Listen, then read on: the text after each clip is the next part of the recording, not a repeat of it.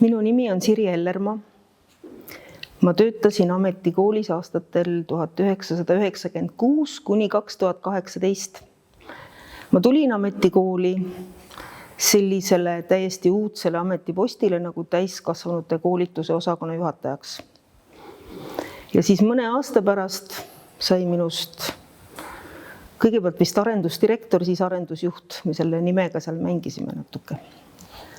Nii et kokku üle 22 aasta olen ma siin koolis töötanud. Mul oli seal eelmises töökohas siis üks selline hea kolleeg, kes tuli lihtsalt üle koridori ja tuli ja ütles, et Sirje, vaata, ajalehes on selline kuulutus. Mina arvan, et sina sobid.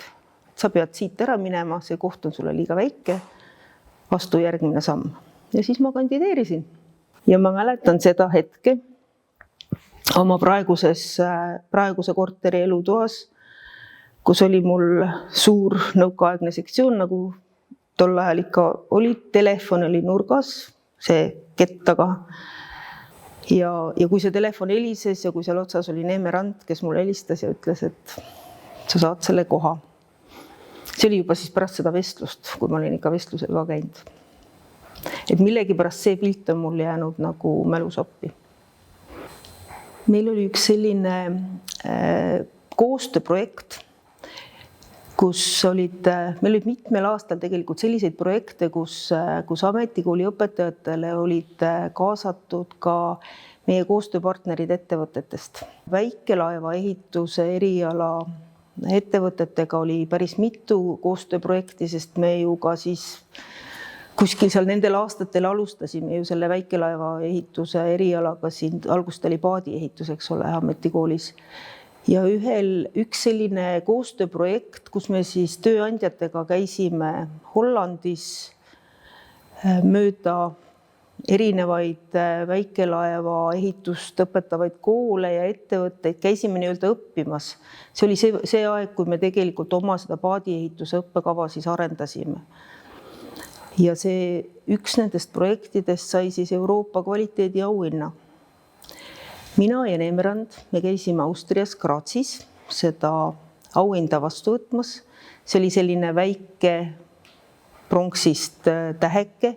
Ma usun, et see on siiamaani kuskil vitriinis. Ma väga loodan, et ta on kuskil vitriinis. Ja siis varsti pärast seda oli tulekul ametikooli 85. sünnipäev. Sain nagu mõtte, et me võiks seda kuidagi presenteerida. Ta oli tegelikult ikkagi kvaliteedimärk meie tööle. Ja kuna Kuressaare linnas ei ole väga palju selliseid kunstiteoseid linnaruumis ja ega siin ametikooli ümbruses ka mitte, siis tekkis see mõte, et seda sama tähekest suurendades tekitada selline väike skulptuur Kohtu tänava poolsele haljasalale. Mul on olnud au olla nii Tallinna Haridusameti kvaliteediauhinna protsessis hindaja, assessor kui kutseõppeasutuste kvaliteediauhinna hindajana. Ja hiljem, kui hakkasid need õppekava rühmapõhised akrediteeringud, siis ka akrediteerijana.